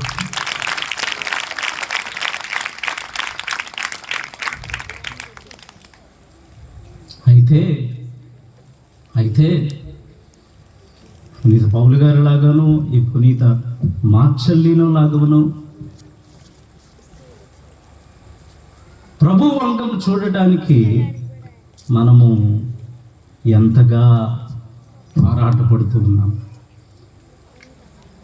నిజంగా వీరికిలాగా ఆ ప్రభుతో మాట్లాడటానికి, అలాగే ప్రభుని సమీపించడానికి, ప్రభుతో సమయం గడపడానికి, ఆయన కోసము మనం ఎంత మేరకు ఎదురు చూస్తూ ఉన్నాం, ఎంత మేరకు మనం ఎదురు చూస్తూ ఉన్నాం. యెషయా గ్రంథంలో 53వ అధ్యాయంలో మనం చదివితే దేవుని వాక్యం మనకు ఒక గొప్ప సత్యాన్ని ఇక్కడ తెలియచేస్తూ ఉంది. ఏంటి? 53వ అధ్యాయంలో 3వ వచనము చివరిలో చూస్తే, నరులు అతని వైపు చూచుటకైనను ఇష్టపడలేదు, జనులు అతనిని తిరస్కరించుటచే మనం అతనిని లెక్క చేయలేదు. దేవుడేమో ఆయనను చూచే మన పాపములను మన్నిస్తూ ఉన్నాడు. ఆయన ద్వారానే దేవుడు మనలను తనతో సఖ్యపరుచుకున్నాడు. ఆయన ద్వారానే దేవుడు మనలను తన బిడ్డలుగా చేసుకున్నాడు. కానీ నరులు, మానవులు ఆయన వైపు కనీసం చూడటానికి కూడా ఇష్టపడటం లేదు. ఎంత దయనీయమైనటువంటి పరిస్థితి. ఈ తపో కాలంలో మనం చూస్తూ ఉన్నది ఆయన వైపు. ఈ తపో కాలంలో మనం చూడవలసింది ఆయన వైపే. ఆయన శిలువలో నలిగిపోతూ మట్టితో చేయబడి పాపం వలన మన రూపాన్ని, దైవ రూపాన్ని, దేవుని పోలికను కోల్పోయినటువంటి మనకు తన సుందరమైన రూపాన్ని ఇవ్వటానికి క్రీస్తు ప్రభు తన రూపాన్నే శిలువలో కోల్పోయాడు. కాబట్టి మనము ఆయనకు ఏమిచ్చి రుణం తీర్చుకోగలం? ఏమిచ్చి రుణము తీర్చుకోగలం? మనం పాపాత్ములుగా ఉన్నప్పుడు క్రీస్తు ప్రభువు మన కోసము శిలువలో మరణించాడు. భక్తిహీనులుగా ఉన్నప్పుడు ప్రభు మన కోసం మరణించాడు. దుష్టులుగా జీవిస్తూ ఉన్నప్పుడు ప్రభు మన కోసం మరణించాడు. ఆ విధంగా ప్రభు మన పట్ల తన ప్రేమను వ్యక్తపరిచాడు. దేవుడు తన ప్రేమను ఈ విధంగా వ్యక్తపరిచాడు. రోమీయులకు రాసిన లేఖలో 5వ అధ్యాయంలో 6వ వచనం చదివితే, మనము బలహీనముగా ఉన్నప్పుడే నిర్ణీత కాలమున భక్తిహీనుల కొరకు క్రీస్తు మరణించెను. ఎందువలన నీతిమంతుల కొరకు కూడా ప్రాణములను ఇచ్చుట అంత సులభం కాదు. బహుశా సత్పురుషుని కొరకై ఒకడు తన ప్రాణములను ఇచ్చుటకై సిద్ధపడునేమో, కానీ మనము పాపాత్ములమై ఉన్నప్పుడే క్రీస్తు మన కొరకై మరణించుటను బట్టి దేవుడు మనపై తనకు ఉన్న ప్రేమను చూపుచున్నాడు. ఆయన రక్తము వలన మనము ఇప్పుడు దేవుని ఎదుట నీతిమంతులమైతిమి. ఆయనచో దేవుని ఆగ్రహం నుండి ఆయన మనల్ని ఇంకాను ఎంతగా రక్షించును కదా. మనము శత్రువులుగా ఉన్నప్పుడే దేవుడు తన కుమారుని మరణము ద్వారా తనతో సమాధానపరుచుకున్నచో, మరి ఇప్పుడు దేవునితో సమాధాన పరపబడిన వారమై ఆయన జీవించడాన్ని బట్టి ఎంతగానో రక్షింపబడదుము. Praise the Lord, praise the Lord, praise the Lord. ఇది ప్రభుని యొక్క మంచితనము, గొప్పతనం. ఇది ప్రభుని యొక్క మంచితనము, గొప్పతనం. మనం అయోగ్యమైన స్థితిలో ఉన్నప్పుడు, పాపులుగా ఉన్నప్పుడు, ప్రభు మాట వినకుండా జీవిస్తూ ఉన్నప్పుడు, ప్రభుని లెక్క చేయకుండా ఆయన పిలుస్తూ ఉంటే ఆయన వెనక్కి కూడా చూడటానికి ఇష్టపడకుండా జీవిస్తూ ఉన్నటువంటి పరిస్థితిలో దేవుడు తన కుమారుడైన ప్రభుని పంపించి మన కోసము సిలువలో ఆ ప్రభువు మరణించాడు. ఏ యోగ్యత లేని నన్ను నీవు ప్రేమించినావు దేవా, ఏ అర్హత లేని నన్ను నీవు రక్షించినావు ప్రభువా.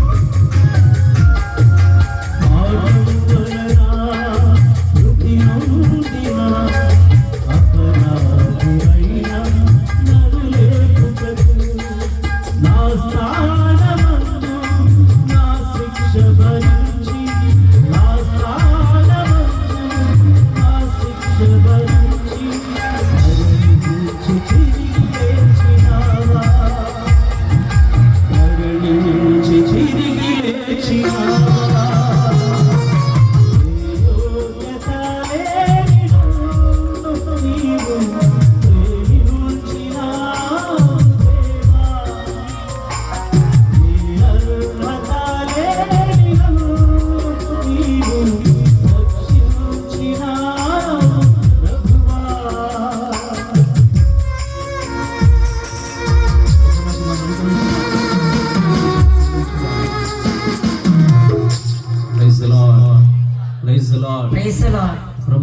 గట్టిగా చప్పట్లు కొట్టి మన ధన్యవాదాలు. అయోగ్యులము, పాపులము, భక్తిహీనులము, శాపగ్రస్తులము, దేవుణ్ణి లెక్క చేయకుండా ఆయనకే మనం శత్రువులంగా జీవిస్తూ ఉంటే, ఆయనకే విరుద్ధంగా మనం బ్రతుకుతూ ఉంటే, ప్రభువు ప్రియదేవుని బిడ్డలారా మన కోసం సిలువలో మరణించాడు. అయితే ఇదంతా కూడా తెలిసినటువంటి మనము ఆయన్ని చూడటానికి ఇష్టపడుతూ ఉన్నామా? ఆయన్ని చూసినప్పుడు మనలో కలిగేటువంటి స్పందన ఏంటి? ఆయన్ని చూసినప్పుడు మనలో కలిగేటువంటి ఆలోచన ఏంటి? మనలో ఎటువంటి భావం కలుగుతుంది? మా చెల్లినో చిన్న పిల్లవాడు ప్రభుని చూసినప్పుడు, సేవలో వేలాడుతున్న ప్రభుని చూసినప్పుడు ఆ పిల్లవాడికి గుండె ద్రవించింది. అయ్యో, ఆయన ఆకలిగా ఉన్నాడు, చాలా కాలంగా తిని ఉన్నాడు, అందుకే నీరసంగా ఉన్నాడు, కాబట్టి నేను రొట్టెని తీసుకొని పెట్టాలి అని ఆ బిడ్డ ఏ విధంగా ఆలోచించేశాడు. మన హృదయాలు ద్రవిస్తూ ఉన్నాయా? ఆ ప్రభుని చూసినప్పుడు మనలో ఆయన పట్ల జాలి కలుగుతుందా? ప్రేమ పడుతుందా? మన హృదయాలు కలత చెందుతూ ఉన్నాయా? మన హృదయాల్లో కదలికలు కలుగుతూ ఉన్నాయా? యోహాను సువార్త 19వ అధ్యాయంలో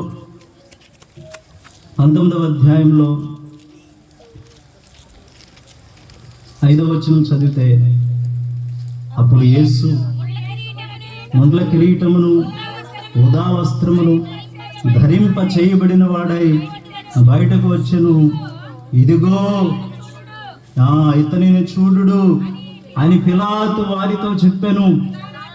ప్రధానార్చకులను బంట్రావుతులను ఆయనను చూచినంతనే వానిని సిలువ వేయుడు, సిలువ వేయుడు అని కేకలు వేసిరి. చూడండి, ఏ సంబంధము లేనటువంటి పిలాతు ప్రభుని యొక్క రూపముని చూసి జాలిపడ్డాడు. ఆయన శిరస్సు మీద ముండ్ల కిరీటం పెట్టబడి ఆయన ఒంటి నిండా కొరడ దెబ్బలను చూసి ఆయన యొక్క పరిస్థితిని, ఆయన యొక్క రూపాన్ని గాంచినప్పుడు ఎటువంటి సంబంధం లేనటువంటి పిలాతు యొక్క హృదయమే ద్రవించింది. పిలాతు మనస్సు కరిగింది. అందుకని ఆయన, ఇదిగో ఆయనను చూడండి, ఆయన చూస్తే నా హృదయమే ద్రవిస్తూ ఉంది, నా మనసులోనే జాలి కలుగుతూ ఉంది. మరి మీ రాజు, మీ ప్రభువు ఆయనను చూసినప్పుడు మీ గుండెలు కరగటం లేదా? మీ గుండెలు కరగటం లేదా? మీ హృదయాలు ద్రవించడం లేదా? మీ హృదయాలు ద్రవించడం లేదా అని వాళ్ళని అడిగినప్పుడు ఏం చెప్తారు?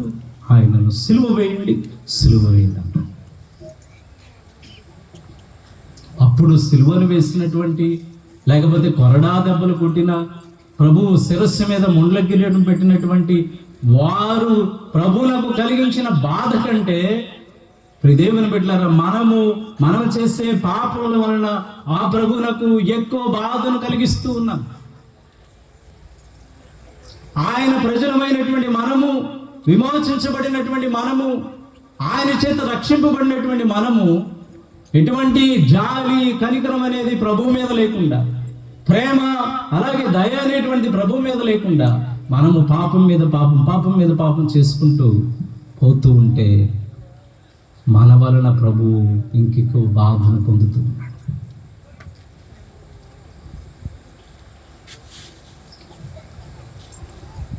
చర్మము చీల్చిన కొరడా సైతము కన్నీరు కన్నీరు కాచి కలత చెందేను. ప్రభుని కొట్టడానికి ఉపయోగించిన,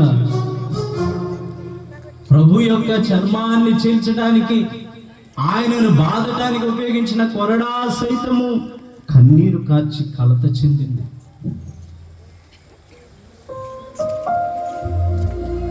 ఆలోచించండి.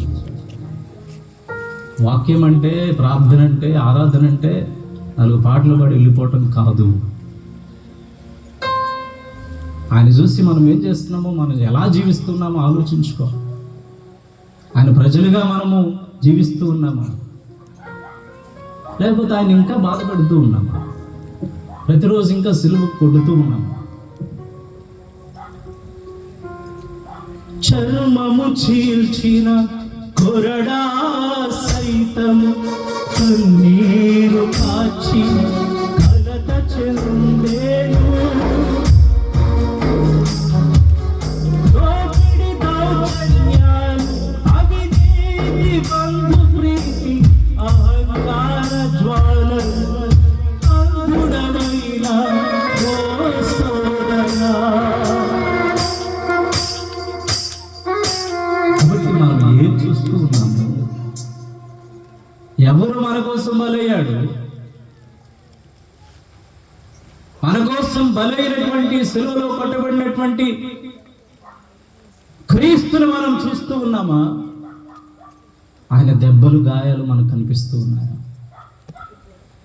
ప్రభు అంటాడు, నా గాయాలు మీలో పరివర్తన, మార్పు కలిగించకపోతే ఇంకేమీ పరివర్తన కలిగించగలదు అంటాడు.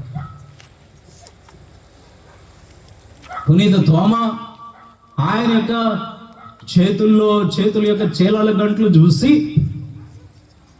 ఆ గాయాలలో నా వేళ్ళు పెట్టి ఆయన ప్రక్కలో నా చేయి ఉంచినలే తప్ప నేను నమ్మను అన్నాడు. ప్రభు వచ్చి, ఇదిగో నా గాయాలు చూడు, నీ వేళ్ళు ఇక్కడ పెట్టు, నీ చేతిని నా ప్రక్కలో ఉంచు అన్నాడు. అప్పుడు తోమా ఏమన్నాడు? ఓ దేవా, ఓ నా దేవా, ఓ నా ప్రభువా అన్నాడు. విశ్వసించాడు, మారాడు. కాబట్టి ఆయన గాయాలు చూసినప్పుడు మనలో పరివర్తన, మార్పు కలగకపోతే, పశ్చాత్తాపం మనలో కలగకపోతే ఇంకేమి చూస్తే పశ్చాత్తాపం పడుతుంది? ఇంకేం చూస్తే మనలో పశ్చాత్తాపం పడుతుంది? ఇంకేం చూస్తే మనం మన జీవితాన్ని మార్చుకుంటాం? ఇంకేం చూస్తే మన యొక్క జీవితంలో మార్పు అనేది కలుగుతుంది?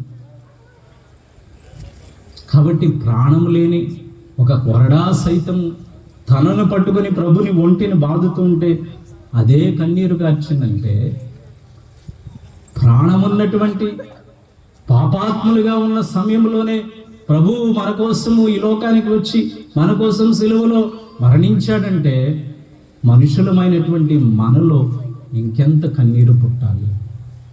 కాబట్టి ఆ ప్రభుని చూసినప్పుడు అందరూ అటు చూస్తున్నారు. అదే ప్రభువు మీద నుండి దృష్టిని ప్రక్కకు మళ్లించకూడదు. ప్రభుని చూసినప్పుడు మనలో ఎంత కన్నీరు మనలోంచి ఎంత కన్నీరు పుడుతుంది, ఎంత బాధ కలుగుతుంది? ఆలోచన చేసుకోండి. నిజమైన దేవుని బిడ్డలుగా, క్రైస్తవులుగా, విశ్వాసులుగా మనం జీవిస్తూ ఉన్నామా? ఈ తక్కువ కాలంలో రేపటి నుంచి పవిత్ర వారంలో ప్రవేశించబోతున్నటువంటి మనము ధ్యానించాల్సినటువంటిది, పరిశీలన చేసుకోవాల్సినటువంటి ముఖ్యమైనటువంటి అంశం ఇది. శిరమున గుచ్చిన ముళ్ళ కిరీటం, శిరమున గుచ్చిన ముళ్ళ కిరీటం, పరమున చేరితినని పరవశించిపోయెను.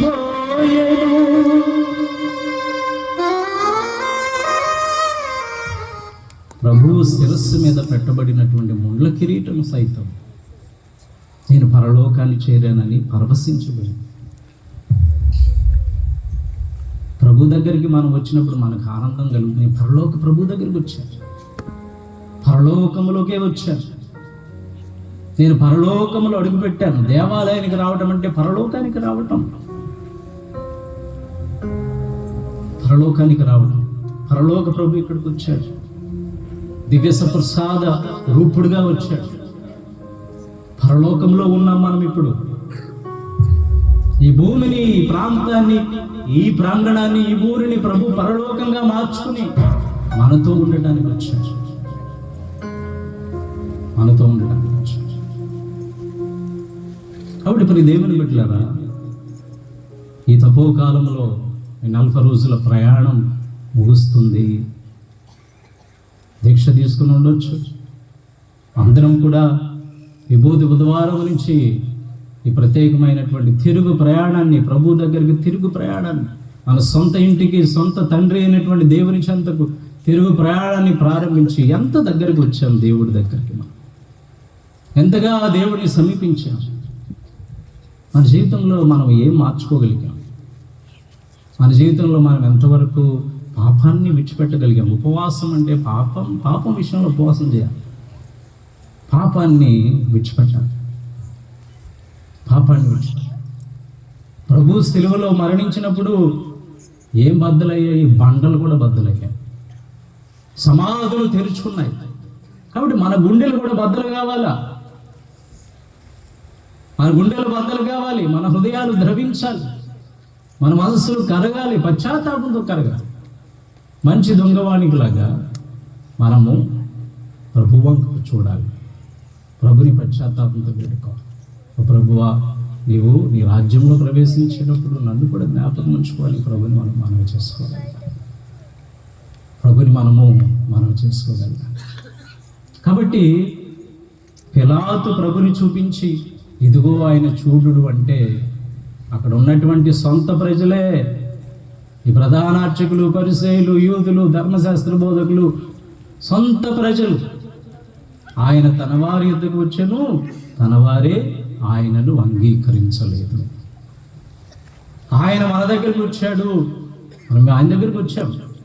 అయితే మన హృదయాలు ఆయనకి ఎంత దగ్గరగా ఉన్నాయి, మన మనస్సులు ఎంత దగ్గరగా ఉన్నాయి, మన జీవితాన్ని చూసి ఆ ప్రభు ఎంతగా సంతోషిస్తూ ఉన్నాడు. ఈ సమయంలో ప్రతి ఒక్కరూ కూడా ఆ ప్రభుని ముందు పరిశీలన చేసుకుంటూ ప్రభునికి ప్రియ దేవుని బిడ్డలారా మనందరం కూడా జవాబు చెప్పుకోవాలి. Praise the Lord, praise the Lord, praise the lord.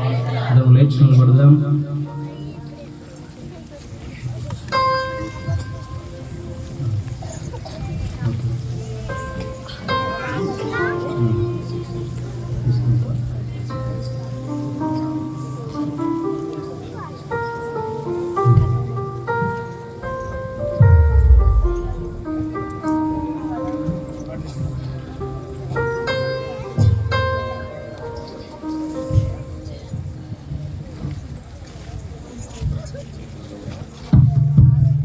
మీ చేతుల్లో ఉన్న క్రొవ్వొత్తి త్వరగా వెలిగించుకుందాం. మన గురువులు